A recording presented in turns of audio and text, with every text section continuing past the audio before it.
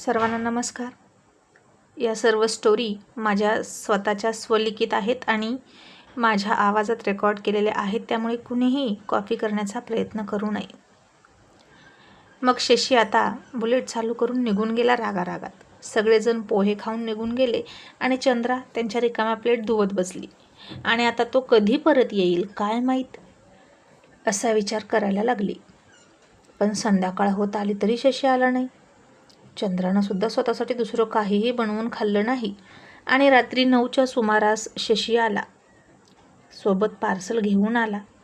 ते किचनवर ठेवलं आणि हातपाय धुवायला लागला. तो अजूनही रागातच आहे ते बघून चंद्रा तशीच भिंतीला टेकून उभी राहिली होती. त्याला काही बोलत नव्हती, कारण काहीही बोललं तर तो वसकण अंगावर येणार हे तिला माहीत होतं. मग शशी हातपाय धुवून आला आणि त्यानं घरामध्ये इकडं तिकडं काहीतरी बघायला सुरुवात केली. दरवाजा सुद्धा उघडला आणि इकडे तिकडे बघून म्हणाला, अरे वा, आज न बोलवता पाहुणे आले नाहीत वाटतं. काय ग, तू बोलवायचं विसरलीस? अगं बोलव ना पटकन सगळ्यांना, मी पार्सल घेऊन आलोय. त्यांना सगळं खायला घाल आणि आपण दोघं हवा पिऊन राहूया. आता तिला माहीत होतं तो असंच बोलणार आणि असं का बोलतोय. आणि ती गाल फुगून म्हणाली, मी नव्हतं बोलवलं सगळ्यांना सकाळी, तेच म्हणाले येऊ का, मग मी काय करू, नको म्हणू का? असं कोणी तोंडानं येऊ का म्हणतं आणि आपण येऊ नको म्हणायचं, कसं दिसतं ते? आणि शशी तिच्यापुढे हात जोडून म्हणाला, गावंढळ मुली, तुझ्या लग्नातली जेवणाची पंगत नव्हती ती, अख्ख्या चाळीला जेवायला या म्हणायला. ते फक्त थोडेसे पोहे होते, 2 प्लेट भरून, तुझ्या आणि माझ्यासाठी. आणि मोठ्या मनाची चंद्रा म्हणाली, मग त्यात काय झालं, 1 तीळ 7 जणांनी वाटून खाल्ला होता, मग 2 प्लेट पोहे किती जण तरी खाऊ शकतात. आणि तिचं ते महान ज्ञान ऐकून शशीने पुन्हा तिच्यापुढे दंडवत घातला आणि म्हणाला, धन्य झालो मी तुझे विचार ऐकून. मग आता खायचं आहे की नाही, की दिवसभर उपाशी आहे? चंद्रा म्हणाली, तू मला का बोलतोस र? तुला काय गरज होती खाली येऊन म्हणायची पोहे तयार आहेत? तूच म्हणाला आहे हे त्यांनी ऐकलं ना, आणि वरून मला बोलतोस होय? आणि शशी म्हणाला, इथं पण माझीच चूक का? बरं माझं चुकलं, आता ते पार्सल आणले ते फोडा आणि घ्या खायला. मग चंद्रानं ते पार्सल फोडलं, ताटात घेतलं. तिचा आवडता भात म्हणजेच बिर्याणी बघून खुश झाली, पण पुढच्या क्षणी ती नाराज झाली आणि म्हणाली, तूच खा, मी नाही खाणार. शशी म्हणाला, आता काय झालं? चंद्रा म्हणाला, आज एकादस आहे, मी खात नाही. शशीनं पुन्हा डोक्यावर हात मारला आणि म्हणाला, काही होत नसतं, एकादस वगैरे पाहण्याची गरज नसते, तू खा बरं. तरीही चंद्रा पाप लागेल म्हणून म्हणाली, नको तूच खा. आणि शशी चिडून म्हणाला, ठीक आहे, मग मलाही खायचं नाही, ते फेकून. काय कटकट आहे यार, एक तर दिवसभर भूक लागली तरी काही खाल्लं नाही तिच्यासोबत खायचं म्हणून, आणि आताही अशी नखरे करते. आणि त्यानं ब्लँकेट घेतलं आणि सरळ तो झोपलाच. आणि चंद्राला वाईट वाटलं आणि ती म्हणाली, अरे पण तू खा की, माझ्यासाठी का उपाशी राहतो? शशी ब्लँकेटच्या आतूनच म्हणाला, मला नाही खायचं, भुकेनं मेलं तरी चालेल, तू खाणार असशील तरच मी खाणार. चंद्रा म्हणाली, अरे पण एकादशी दिवशी मी कधीच नाही खाल्लं, पाप लागेल की. आणि शशी म्हणाला, जे काही पाप लागेल ते मला लागू दे, तू खाणार आहेस का ते सांग. आणि तिनं फार विचार केला आणि म्हणाली, बरं उठ, खाते. आणि मग शशी उठला आणि तरीही चंद्राला ते खाऊ वाटत नव्हतं. शशीनं एक घास उचलला आणि तिच्या तोंडातच घातला आणि म्हणाला, आता कर सुरू. आणि चंद्रानं पुन्हा डोळे झाकून घेतले आणि देवाची माफी मागायला लागली. आणि शशी तिच्याकडे बघून म्हणाला, झाली, मनातल्या मनात देवाची माफी मागून झाली. मग चंद्रानं डोळे उघडले आणि शशीला म्हणाली, तू पण मला माफ कर, मी तुला चुकीचं समजत होते. तुझा धंदा कोणता आहे, तू काय करतो याच्याशी मला देणं घेणं नाही. मला वाटलं होतं की तू माणूस मारतो, म्हणजेच तू चुकीत आहे. पण आता मला कळलं की तू विनाकारण ते करत नाही, त्याच्यामागे काहीतरी कारण असतं. आणि हे ऐकून शशीला वाटलं, म्हणजे नक्कीच चंद्रा माझा भूतकाळ ऐकून मला माफ करेलच आणि आता तिला सगळं सांगायला हरकत नाही. पण आता तिला सरळ शिक्रापूरलाच घेऊन जायचं, आपला वाडा दाखवायचा आणि मग तिला सगळा भूतकाळ सांगायचा आणि तिथेच आपल्या मनातलं बोलायचं आणि लग्नाची मागणी घालायची. मग आता संध्याकाळ झाली आणि पांडू रखमाजवळ झोपायला आला. आणि तिच्या हातात पैसे देऊन म्हणाला, रखमा हे पैसे नीट ठेव. आणखीन काही महिन्यांनी आपल्या घराला जितकं लागतात ना तितकं पैसे जमा होतील. मग आपण इथनं मोठ्या घरात जायचं. आणि रखमा म्हणाली, अहो तुम्हाला सांगू का, आपल्या घराच्या पुढून पोलीस फिरतात बघा. असं का फिरत असतील हो, याआधी तर असं कधी झालं नाही. पांडू म्हणाला, तू लक्ष नको देऊ, त्यांचं काम आहे ते फिरणारच की. मग रखमानं ते पैसे ठेवले आणि त्याच्या मिठीत गेली. आणि रखमा म्हणाली, पण तुमच्या अंगाला माशांचा वास काय येतोय, जा आंघोळ करून या. मच्छी मार्केटमधून आलात का?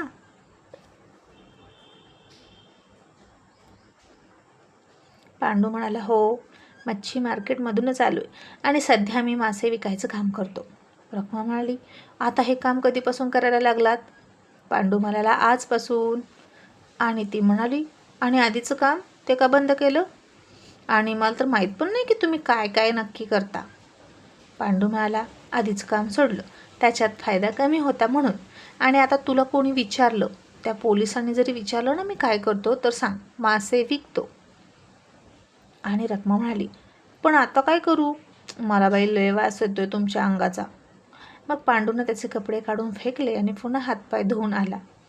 तरीही त्याच्या अंगाचा वास येतच होता. आणि रखमा म्हणाली, अहो तुम्ही नका ना ते मासे विकायचं काम करू, लय घाण वास येतो.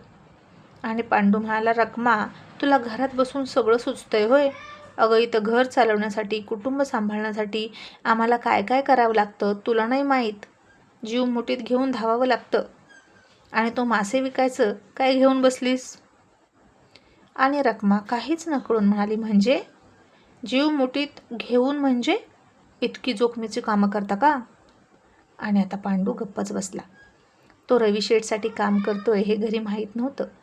घरच्यांनी विचारलं की सांगायचं हेच काम करतो, तेच काम करतो, कधी हेच विकतो, कधी तेच विकतो. 4-4 दिवस बाहेर जायची वेळ आली तरीही खरी सांगायचं नाही. खरंच पांडू तुरुंगात होता तरी घरी काही कळलं नव्हतं. कारण घरी जर पोलिसांनी चौकशी केली तर त्यांचा माग सापडू शकतो म्हणून.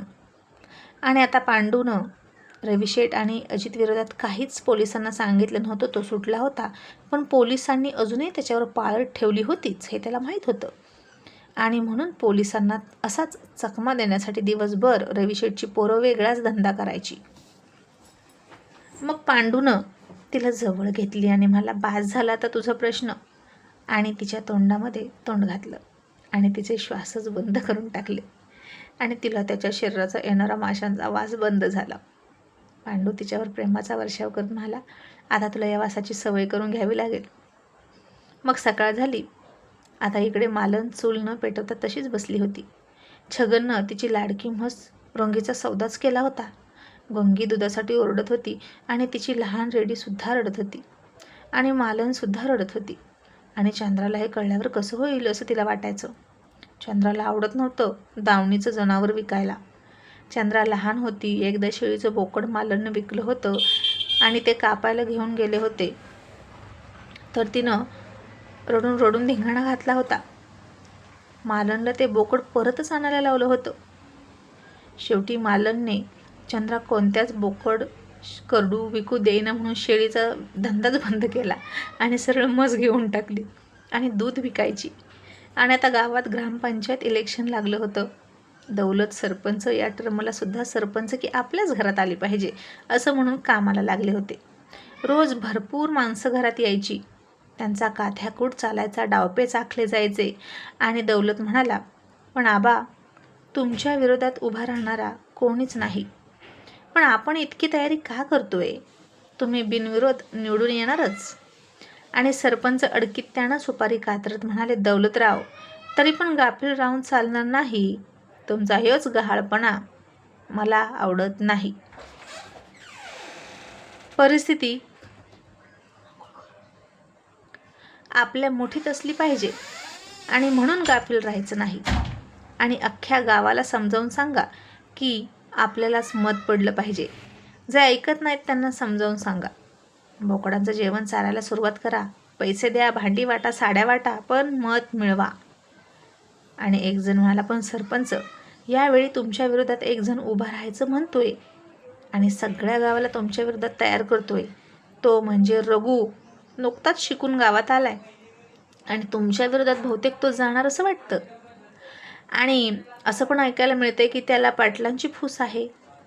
तसं सरपंचाच्या डोक्यातलं रक्त गोळा झालं आणि त्यांनी जसा कस्तुरीचा नवरा जयवंतचा काटा काढला होता तसाच रघूचा पण काटा काढूया असं मनात ठरवलं आणि रागातच सुपारी कातरली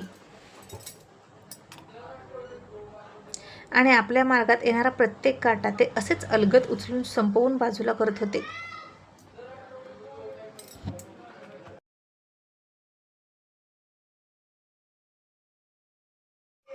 मग दुसऱ्या दिवशी संध्याकाळ झाली आणि सुमननं बघितलं दौलत घरी नव्हता. सरपंच पोटभर जेवले आणि मटणाच्या कालवणावर ताव मारला आणि खोलीत गेले. त्यांची बायको पण दुसऱ्या खोलीत झोपायला गेली. सुमनसुद्धा पुस्तक वाचत बसली खिडकीमध्ये आणि 11 वाजल्यानंतर तिने बघितलं की कोणीतरी सरपंच वाड्यातून घोंगडं पांघरून बाहेर निघालं होतं आणि त्याच्या हालचाली संशयास्पद वाटत होत्या.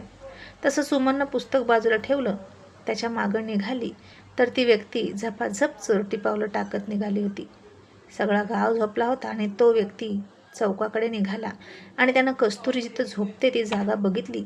तिच्याजवळ गेला आणि पुन्हा तिचं तोंड बांधलं. तशी कस्तुरी हातपाय खोडायला लागली आणि त्यानं तिचा आवाज बंद केल्यानंतर स्वतःचे कपडे काढले. पुन्हा कस्तुरीच्या अंगावर झोपला आणि त्याची हवस भागवली.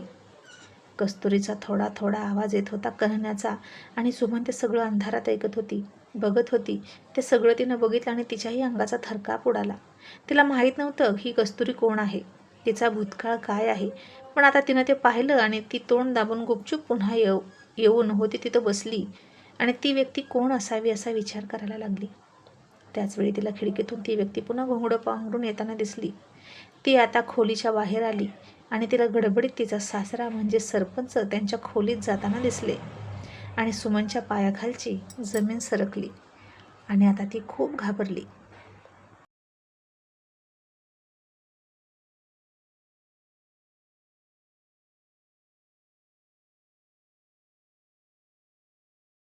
सुमन घाबरली आणि तिनं आधारासाठी एका खांबाला पकडलं.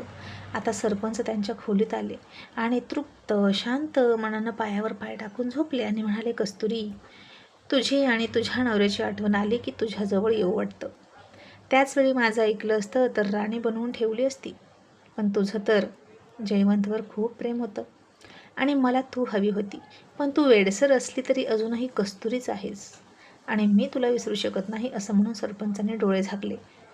आणि आता दुसऱ्या दिवशी चौकामध्ये पुन्हा कस्तुरी कचरा उचलताना दिसत होती.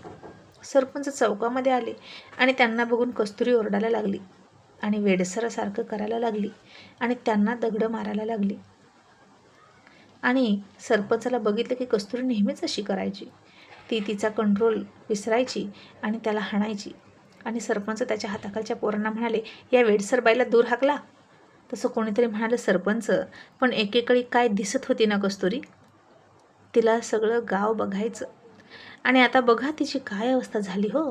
आणि सरपंच म्हणाले, आता तिला कोण बघतं, तिच्यात बघण्यासारखं आता राहिले तरी काय. असं म्हणून गालात रहस्यमय हसले आणि कानातल्या अत्तराचा भोळा चुरकाळून त्याचा वास घेतला. आणि त्यांना वाटलं की हे गुपित कुणालाच माहीत नाही म्हणून ते निर्धास्त होते. पण आता त्यांचं हे इतक्या वर्षाचं गुपित सुमननं बघितलं होतं आणि आता सुशिक्षित सुमन काय करेल. दौलत आणि सरपंच यांच्या अन्यायाला वाचा फोडेल का, हे बघूया पुढच्या एपिसोडमध्ये. थँक्यू.